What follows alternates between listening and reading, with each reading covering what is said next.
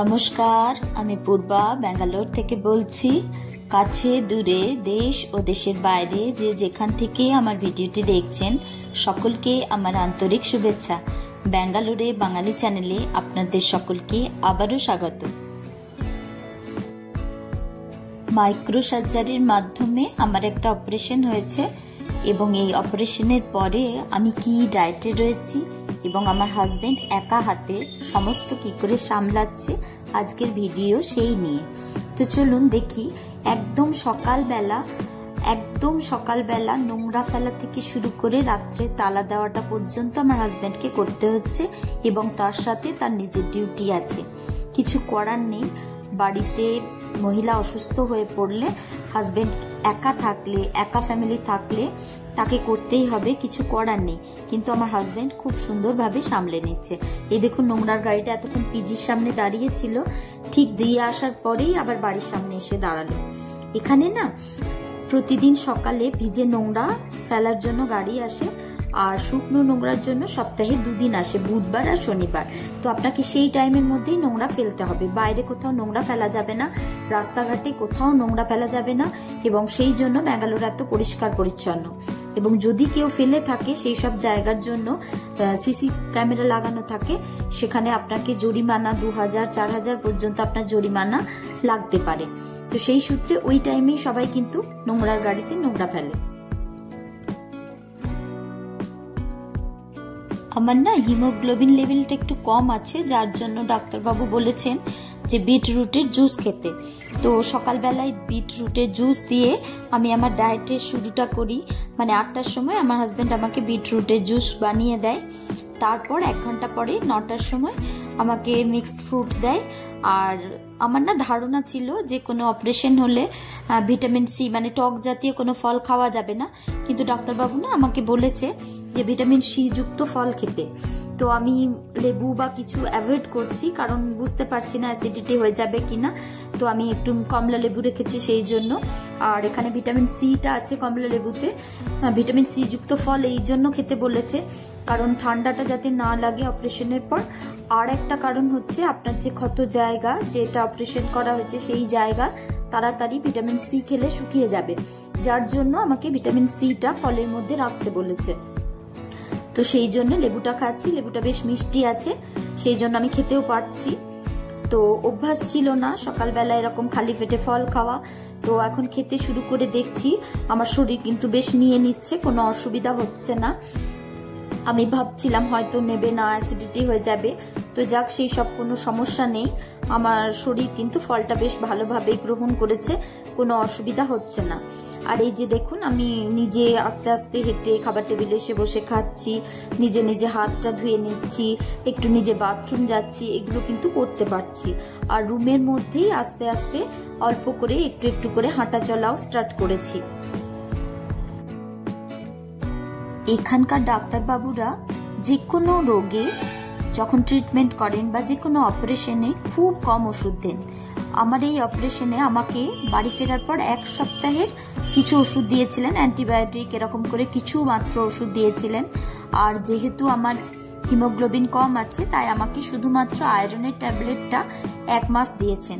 তো এখানে ওষুধটা খুব কম দেওয়া হয়।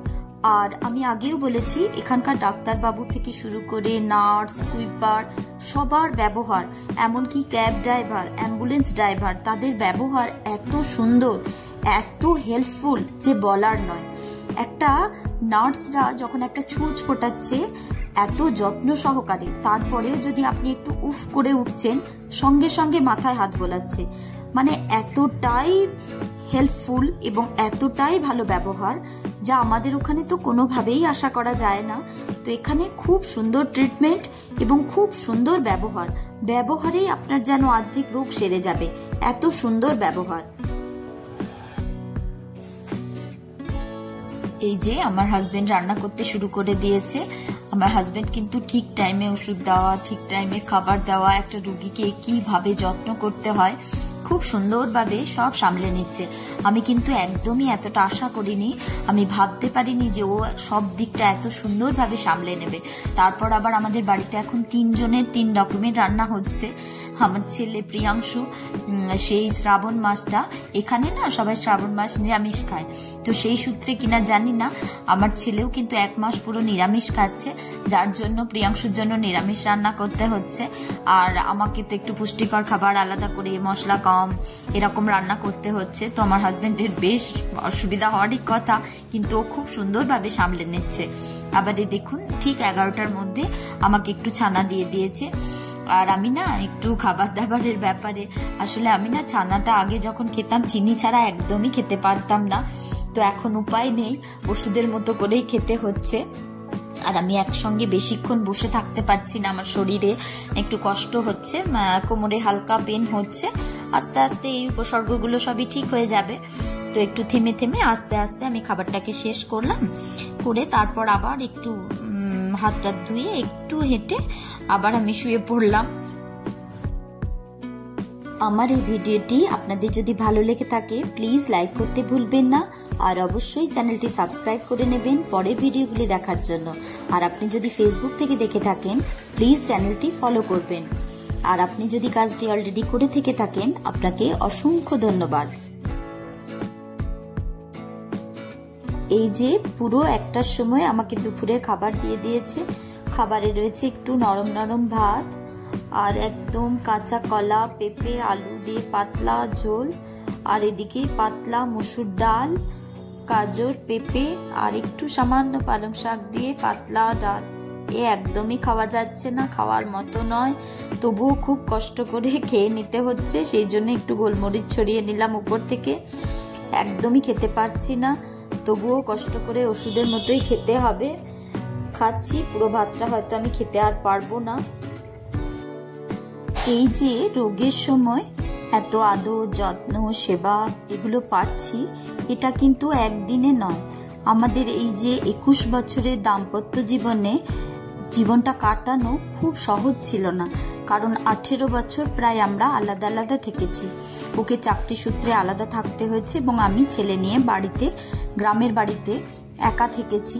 একা গ্রামে প্রচুর পুজো পার্বণ সামলানো, ছেলের টিউশন, স্কুল, সমস্ত কিছু নিয়ে যাওয়া নিয়ে আসা, তাকে পড়ানো, তার রোগ, সমস্ত কিছুটা, এবং সংসারের যে চতুর্মুখী চাপ সেইগুলো সমস্ত একা সামলে উঠেছি। কিন্তু একটা জিনিস আমাদের দুজনের মধ্যে না খুব আন্ডারস্ট্যান্ডিং ছিল এবং খুব বন্ধুত্ব ছিল, যার জন্য আমরা এই পুরো 21 বছরের মধ্যে 18 বছর দূরে দূরে থেকেও একদম সুন্দরভাবে কাটাতে পেরেছি। দেখুন, জীবন আছে মানেই সময়ের সাথে সমস্যাও আসবে। সমস্যাটাকে বড় করে না দেখে সম্পর্কটাকে বড় করে দেখবেন।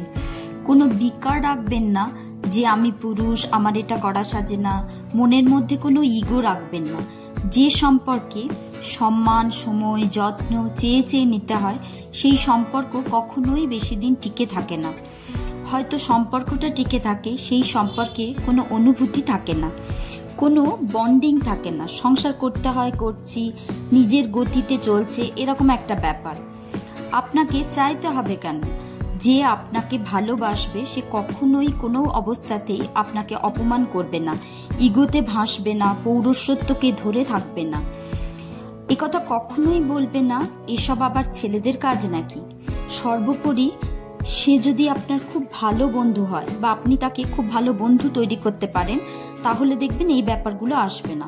তাহলে আপনার যে কোনো কাজ করতে সে পিছু পা হবে না, খুব যত্ন করে আপনাকে সে আগলে রাখবে। এই যে দেখুন, আমাকে সুন্দর করে চুলের বেনি করে দিল, এতে কিন্তু তার সম্মান নষ্ট হয়ে গেল না, উল্টে কিন্তু তার সম্মানটাই বাড়লো। আর এই যে দেখুন, সেই বিয়ের সময় সিঁদুর পরিয়েছে, আর এই যে আবার পড়াচ্ছে, একবারে আমাকে মা শীতলা ষষ্ঠীর মতো বানিয়ে দিল বোধহয়। তো যাই হোক, যাই করুক, আমি কিন্তু খুব গর্বিত যে আমার হাজবেন্ড আমাকে এত যত্ন করছে। আমি খুব আপ্লুত। আবার এই দেখুন, দুপুরে রেস্ট নেওয়ার পর বিকালে একদম ঠিক টাইমে আমাকে মাটন স্যুপ করে হাতে ধরিয়ে দিল। আমি না ছোটবেলা পাঁঠার মাংস একদম খেতে পারতাম না, খুব গন্ধ লাগতো। তো আজকে আবার সেই অনুভবটাই আসছে, আমার না পুরো ছাগল ছাগল গন্ধ লাগছে। তো আমি খেতে পারছি না বলছি, তো আমাকে বলছি নাক বন্ধ করে খেতেই হবে। ইয়ার কি করছে আর মজা করে বলছে তাড়াতাড়ি সুস্থ না হলে আমাকে কে শাসনই বা করবে আর কেই বা আমার যত্ন করবে, কারণ সংসারের এই যে কাজের লোক আর রাঁধুনি আমি কিন্তু বেশি দিন হয়ে থাকতে পারবো না। এই যে আমার রোগের সময়ে ইয়ার্কি করছে, মজা করছে, এই ব্যাপারগুলো আমি বসে বসে কিন্তু বেশ উপভোগ করছিলাম। যাই হোক, মেয়েদের মতো সবই করতে হচ্ছে। বাড়িতে গতদিন রাজেশ আর প্রেম এসেছিল আমাকে দেখতে, তো তাদেরকেও একটু চা একটু জল যেগুলো মেয়েদের মতো দিতে হয় সবই ওকেই করতে হচ্ছে। আর আজকে আমাদের বাড়িতে নাগেশ এসেছে, ওর আর একটা কলিগ আর ওর মিসেস এসছে, বাচ্চাটাও এসছে আমাকে দেখতে। তো এই নাগেশ হচ্ছে এই কর্ণাটকের, তোর মিসেস না কান্নাডা ভাষা ছাড়া হিন্দি টিন্দি অত বোঝে না বা বলতেও পারে না। তো ও যে কি বলছিল আমি কিন্তু কিছুই বুঝতে পারছিলাম না। তো নাগেশই হিন্দিতে আমাকে বুঝিয়ে দিচ্ছিল যে ওর মিসেস আমাকে কি বলছে। ಬಟ್ಟೆ ತಕೊಳ್ತಾ ಇಲ್ಲ ಪಲ್ಲವಿ ಅಂತ ಹೇಳ್ಸ್ಕೊಂಡು ಯಾವ ಪ್ಯಾಂಟ್ ಇಷ್ಟು ಶರ್ಟ್ ಪ್ಲೀಸ್ ಮಾನ್ಕೆ ಮಸೂರ ಸೇನಿಯನ್ ಸರಿ ಸಂಜನ್ ಬಂದೆ ಬಂದೆ ಮೋ ಲೈವ್ ಇಡ್ಲಿ ಅಂತ ಇಟ್ಟ ಹೋಗ್ತಾವ ಲೈವ್ ಇಟ್ಟ ಆಕರ ಪೈನ್ ಕರ చెప్పలే కేచే తకరా కార్ పల్లవి ఇవ్వడు మనకి ಯಾವ తీసుకో। ওদের সাথে এইভাবেই একটু গল্প করি। আজ এই পর্যন্তই। ভালো থাকবেন, সুস্থ থাকবেন। দেখা হবে খুব তাড়াতাড়ি অন্য একটি ব্লগে। শুভরাত্রি।